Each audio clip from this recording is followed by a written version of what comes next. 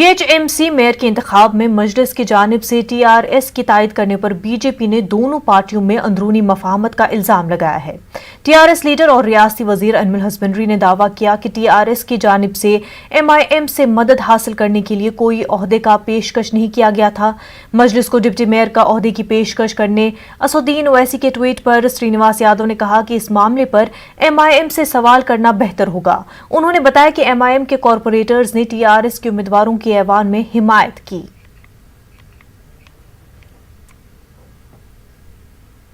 उसमें जो सब लोग शामिल होकर बैठते वहां पर कर इलेक्शन था। अबे हमारा पार्टी से मेयर डिप्टी मेयर दोनों को भी हम टायरा करें, वैसे बीजेपी लोग करे, हमारा मेजॉरिटी के हिसाब में हम जीत लेते।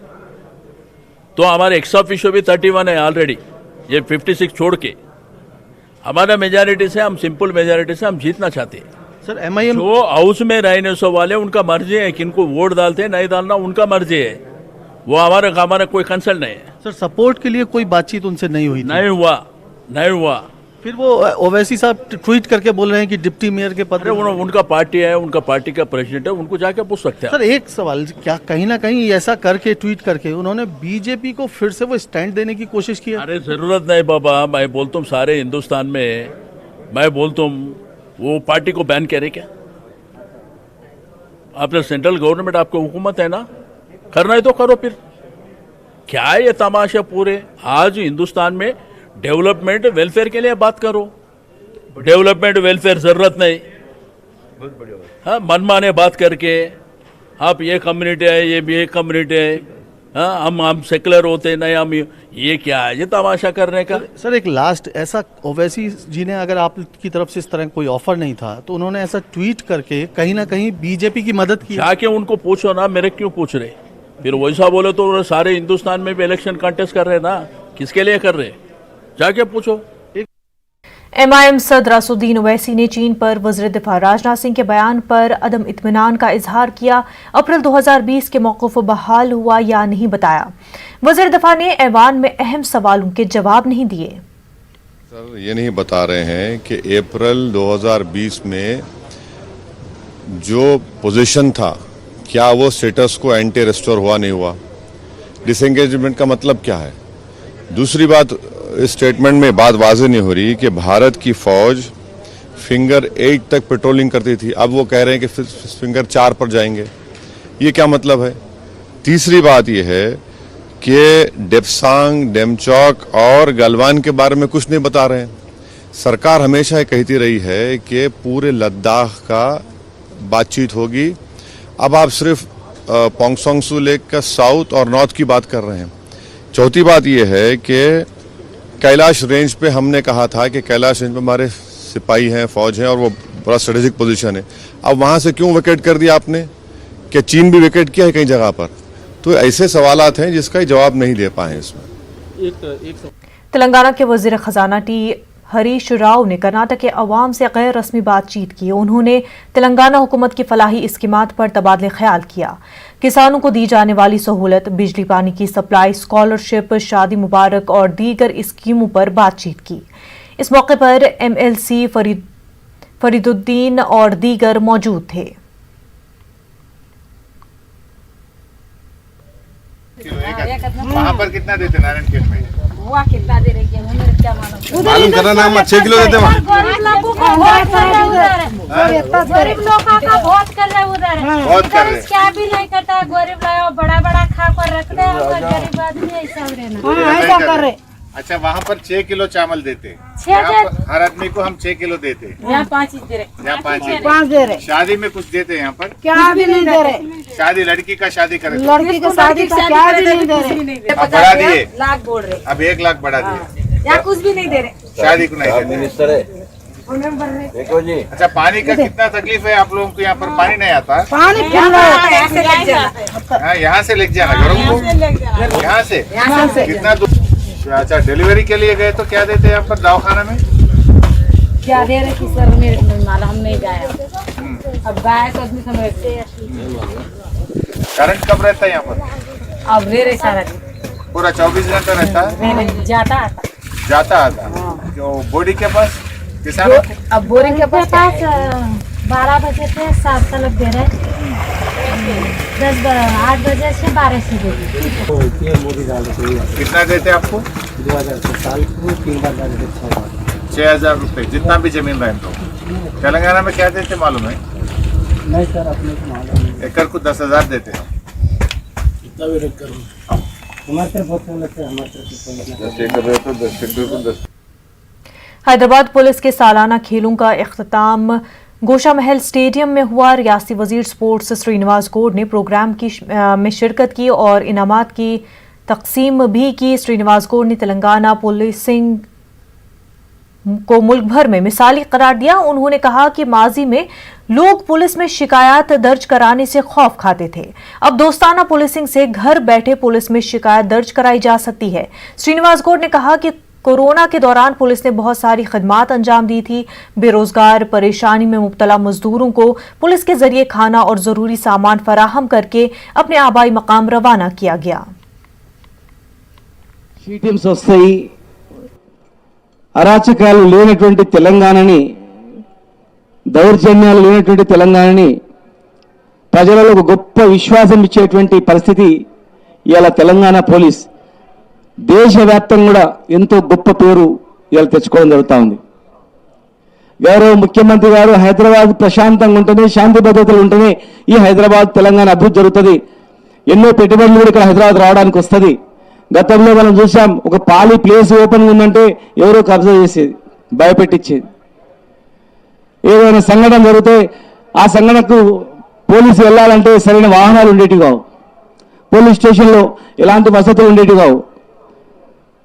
ఇంకా చెప్పాలంటే కొన్ని పోలీస్ స్టేషన్లలో వైట్ పేపర్స్ కూడా ఉండేటివి కావు దరఖాస్తు చేయడానికి.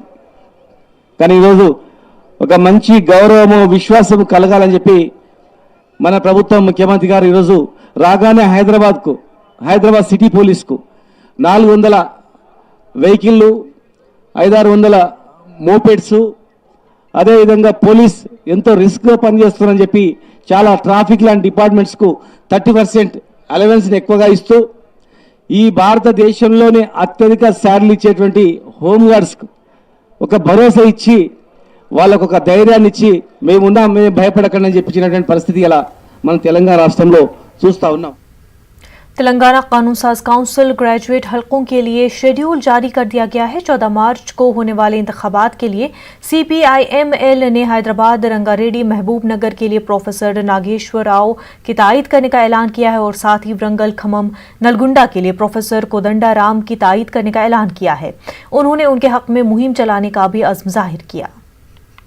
CPIML న్యూ డెమోక్రసీ పార్టీ రాష్ట్ర కమిటీ హైదరాబాద్, రంగారెడ్డి, మహబూబ్నగర్ జిల్లాలో ప్రొఫెసర్ నాగేశ్వర్ని బలపరచాలని చెప్పి మా పార్టీ నిర్ణయించింది.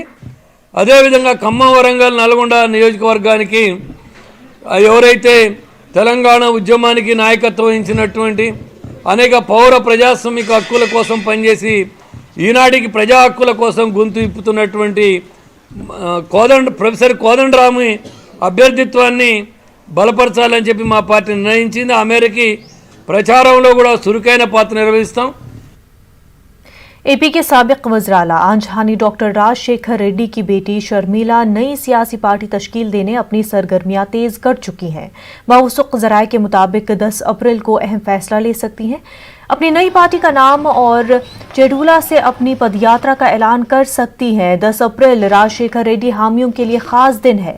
10 अप्रैल 2003 को राजशेखर रेड्डी ने चेडूला से पदयात्रा का आगाज किया था और मुत्तहिदा एपी में कांग्रेस को इक़्तिदार मिला था।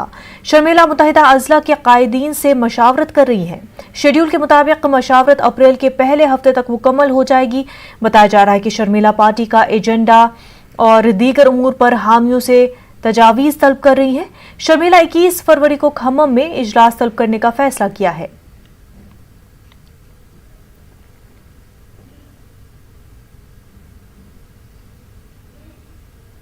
Senior Congress leader V Hanumantha Rao ने पार्टी लीडर राहुल गांधी के पार्लियामेंट में दिए गए बयान की मदाफत की है। उन्होंने मरकज पर किसानों से इंसाफ करने, कॉरपोरेट इदारों को नफा पहुंचाने का इल्जाम लगाया है। मुतनाज़ा ज़रिए क़वानीन को वापस लेने की भी मांग की है। पार्लियामेंट में बड़े अच्छे तरीके से किसानों को क्या नुकसान होगा, किसान आखिरी में अपना